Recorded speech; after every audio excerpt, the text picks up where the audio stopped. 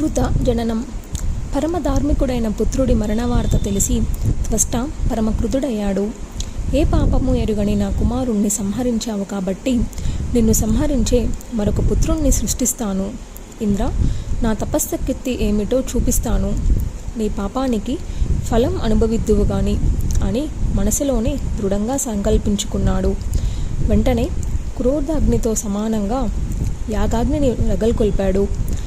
ఆధర్వణ మంత్రాలతో అష్టరాత్ర హోమం చేశాడు. అగ్నికుండం నుంచి కోపమునైన పుత్రుడు ఆవిర్భవించాడు.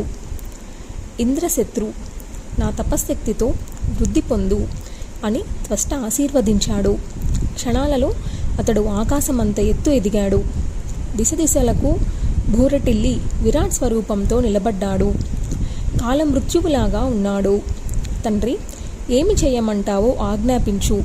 ముందుగా నాకొక నామకరణం చెయ్యి. నువ్వేదో బాధపడుతున్నట్టున్నావు. ఏమిటి కారణం? నీ దుఃఖాన్ని నశింపజేస్తాను. ఇది నా వ్రతం. నేను జన్మించాక కూడా నా తండ్రి దుఃఖించడమా? వీలులేదు. నీ దుఃఖం ఇప్పుడే తొలగిస్తాను. కారణం చెప్పు. మహాసముద్రాన్ని ఆపోసనం పట్టగలను. తెరదరాలను పిండి కొట్టగలను. సూర్యబింబాన్ని అరచేతిలో అడ్డుకోగలను. దేవతలతో సహా ఇంద్రుణ్ణి తుదుముట్టించగలను. యమధర్మరాజును మట్టి కరిపించగలను. ఈ భూగోళంలో ప్రజానికాన్ని పెకలించి సముద్రంలోకి విసిరేయగలను. తండ్రి, ఏమి చేయమంటావో చెప్పు. ఈ మాటలకు త్వష్ట మురిసిపోయాడు.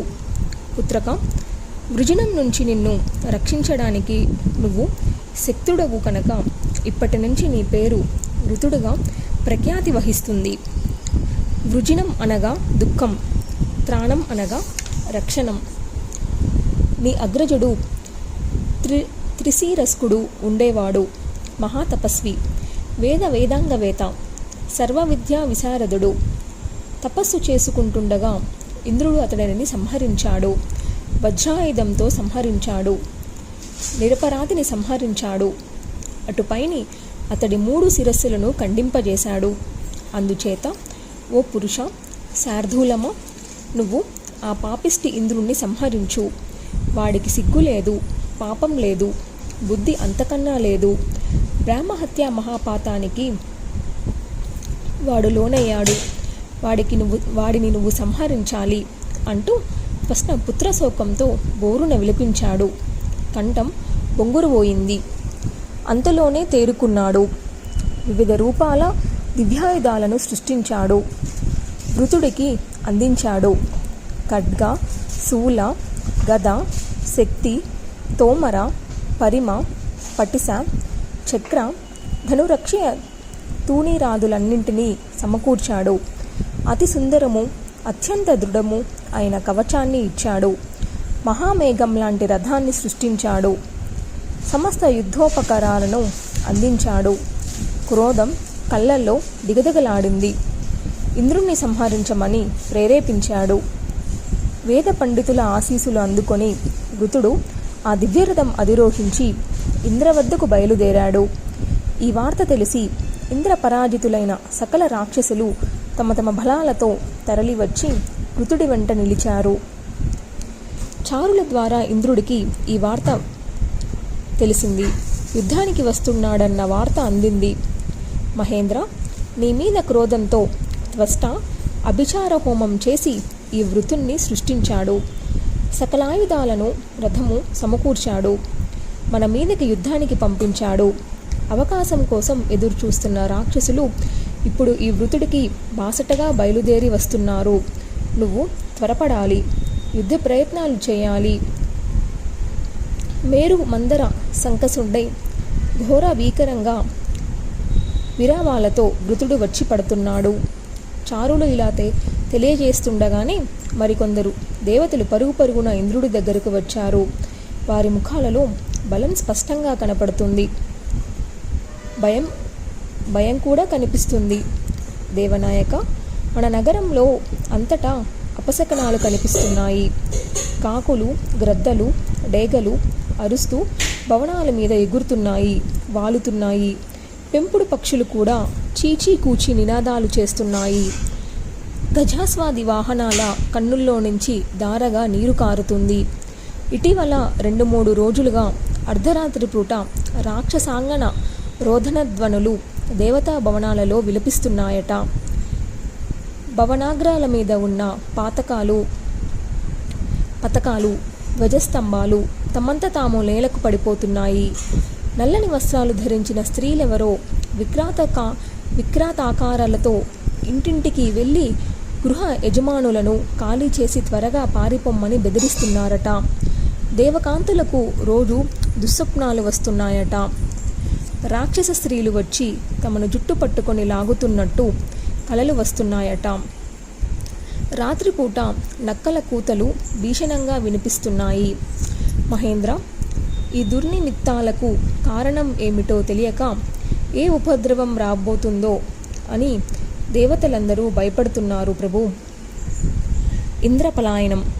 చారులను దూతలను పంపించి వేసి ఇంద్రుడు బృహస్పతిని దర్శించాడు. దుర్నిమిత్తాలను శాంతింపజేయమని, దేవతలకు తనకు మనశ్శాంతిని ప్రసాదించమని ఏదైనా ఒకటి ఉపాయం చెప్పమని అభ్యర్థించాడు. సహస్రాక్ష, నేనేం చేయగలను? ఏ పాపము ఎరుగని మునికుమారుణ్ణి సంహరించావు.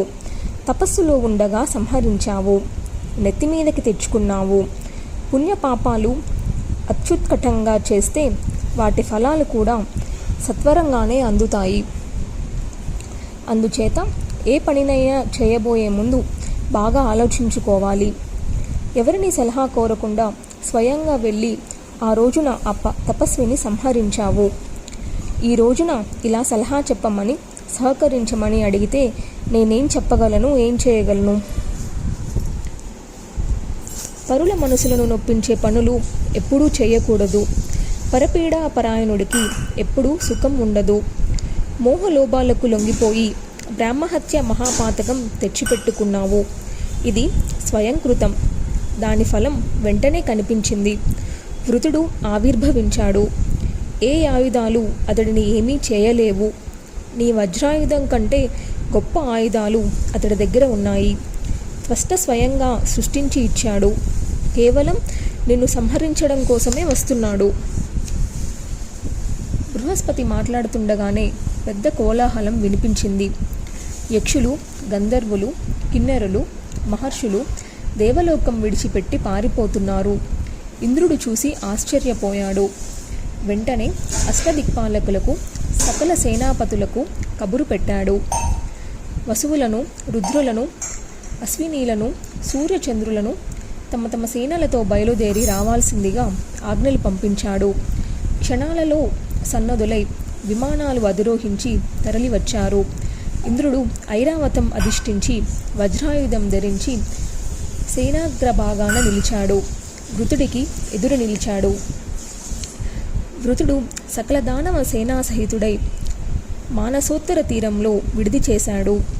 ఇంద్రుడు సైన్యంతో అక్కడికి చేరుకున్నాడు. ఇద్దరికి భీషణ సంగ్రామం ప్రారంభమయ్యింది. 100 ఏళ్లు కొనసాగింది. సకల లోకాలకు మహోపద్రవంగా పరిణమించింది.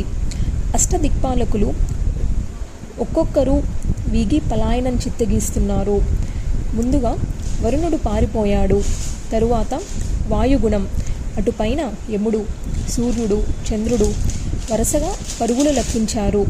ఇది చూసి వజ్రపాణి బెంబేలు పడ్డాడు. తాను రణరంగం విడిచిపెట్టి పలాయనం చిత్తగించాడు. వృతుడు విజయగర్వంతో ఆశ్రమానికి తిరిగి వచ్చాడు. తండ్రికి నమస్కరించాడు. తండ్రి, ఇంద్రాది దేవతలను జయించాను. అందరూ కకావికలై పారిపోయారు. సింహాన్ని చూసిన లేడి పిల్లల్లా పారిపోయారు. ఇంద్రుడు కాలికి బుద్ధి చెప్పాడు. అతడి ఐరావతాన్ని బంధించి తీసుకువచ్చాను. ఇదిగో స్వీకరించు. భయపడి పారిపోతున్న వారిని సంహరించకూడదు అనే నీతిని కట్టుబడి ఇంద్రాదుల్ని విడిచిపెట్టాను. మరింక ఇప్పుడు ఏమి చేయమని ఆజ్ఞాపిస్తావో చెప్పు, చేస్తాను. కుమారుడి మాటలకు త్వష్ట సంతోషించాడు. చిరంజీవి, ఈ వేళకి నేను పుత్రవంతుణ్ణి అయ్యాను. నా జీవితం సఫలమయ్యింది. క్రోధం చల్లారి మనసు శాంతించింది. నీ శక్తి సామర్థ్యాలు చూశాక ధైర్యం వచ్చింది. కానీ పుత్రక, మరొక ఉపకారం నువ్వు నాకు చేయాలి. అదేమిటి అంటే చెబుతాను విను. నువ్వు సావధాన చిత్తుడివై దృఢ సంకల్పంతో స్థిరాసనం వేసుకొని తీవ్రంగా తపస్సు చేయాలి. బ్రహ్మదేవుణ్ణి ప్రసన్నుణ్ణి చేసుకోవాలి. అవినాశిత్వాన్ని వరణంగా పొందాలి. అప్పుడు దురాచారుడైన ఇంద్రుణ్ణి సంహరించాలి. ఇది నా కోరిక, నెరవేర్చు. తపస్సు చేసేటప్పుడు జాగ్రత్తగా ఉండు సుమా. ఇంద్రుడు జిత్తుల మారి తపస్సులను భంగపరిచే విద్యల్లో అతడికతడే సాటి. ఏనాడూ నమ్మకు. ఇది గుర్తుంచుకొని తపస్సుకు విక్రమించు. తపస్సు వల్ల సాధ్యం కానిది ఏదీ లేదు. రాజభోగాలు, సకల సంపదలు, బుద్ధి వైభవాలు, యుద్ధ విజయాలు అన్నీ తపస్సులకు సాధ్యం.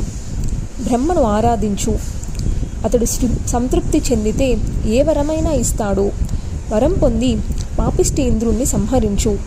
తపస్సు చేసుకుంటున్న నిరపరాధిని సంహరించి నాకు పుత్రశోకం కలిగించిన దుర్మార్గుడు వాడు అంతరించే వరకు నాకు మనశ్శాంతి లేదు. నువ్వే సమర్థుడివి. నా పుత్రశోకం తొలగించు. వృత తపస్సు బ్రహ్మవరం. తండ్రి ఆజ్ఞను శిరసావహించి పుత్రుడు వెంటనే బయలుదేరాడు. గంధమాధవ పర్వత శిఖరం చేరుకున్నాడు. పుణ్యనదిలో స్నానం చేసి కుశలు పరుచుకొని స్థిరాసనం వేసి కూర్చున్నాడు. అన్నోదకాలు పరిత్యజించి యోగ మార్గం ఆశ్రమించి సృష్టికర్తను ఆరాధించాడు. ఇంద్రుడికి విషయం తెలిసింది. కంగారు పడ్డాడు. తపస్సును భంగపరుద్దామని ప్రయత్నించాడు. గంధర్వ, యక్ష, కిన్నెర, పన్నగ, సర్ప, విద్యాధర జాతుల వారిని అందరినీ రకరకాలుగా ప్రయోగించాడు. అప్సరసలను అందరినీ వినియోగించాడు. ఏ ఉపాయము పారలేదు. వృతుడు నిశ్చలంగా తపస్సు చేసుకుంటున్నాడు. వృతుడి తపస్సు నిర్విఘ్నంగా 100 ఏళ్లు సాగింది. బ్రహ్మదేవుడు సంతోషించి హంసవాహన రాధుడై ప్రత్యక్షమయ్యాడు. నీ ఇష్టం వచ్చిన వరం కోరుకోమన్నాడు. వృతుడి కన్నుల్లో ఆనంద బాష్పాలు. స్థిరాసనం నుంచి మెల్లగా లేచాడు. బ్రహ్మదేవుడికి సాష్టాంగ నమస్కారం చేశాడు.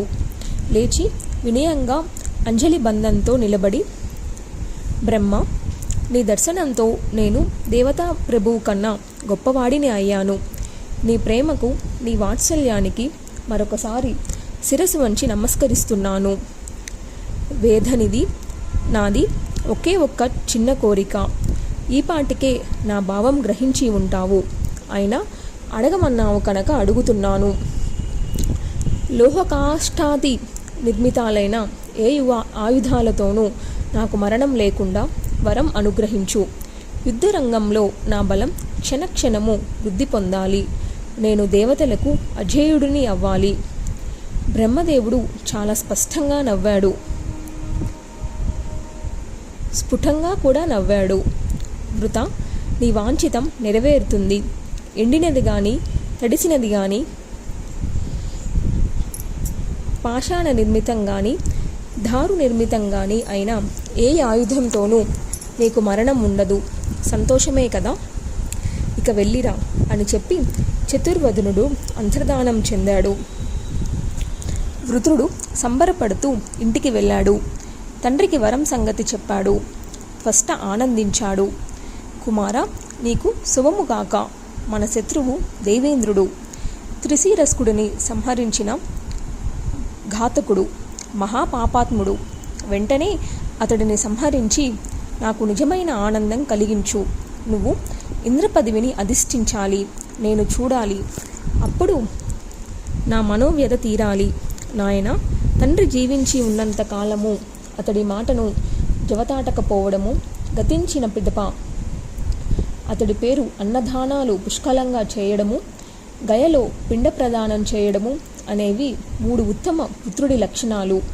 ఇవి చేస్తేనే కొడుకనిపించుకుంటాడు. కాబట్టి వెంటనే పూనుకొని నా కోరిక తీర్చు. త్రిశిరస్కుడిని నేను ఎంతకీ మర్చిపోలేకపోతున్నాను. సచీలుడు, సత్యవాది, మహాతపస్వి, వేదవేత్త, ఏ అపరాధము లేకుండా నిహతుడయ్యాడు. ఈ పుత్రశోకానికి ప్రతీకారం చేయాలి. ఇంద్రుణ్ణి నువ్వే సంహరించాలి. తండ్రి మాటలు వింటూనే వృతుడు రథం అధిరోహించాడు. ఇంద్రలోకం మీదకు దండయాత్ర ప్రకటించాడు. రణదుందుబులు, శంఖబేరి నినాదాలు ఒక్క పెట్టున దిశలకు మారుమ్రోగాయి. ఇంద్రుణ్ణి సంహరించి దేవరాజ్యం ఆక్రమిస్తున్నా అంటూ ప్రతిజ్ఞ చేసి బయలుదేరాడు. ఇంద్రుడికి సమాచారం తెలిసింది. వెంటనే దిక్పాలకులతో సహా సకల దేవతా సైన్యాలను సన్నద్ధం చేశాడు. గృధ్రవ్యూహం పన్ని యుద్ధానికి సిద్ధంగా ఉన్నాడు. వృతుడు రావడమేమిటి? ఒక్కసారిగా భీషణ సంగ్రామం ప్రారంభమైంది.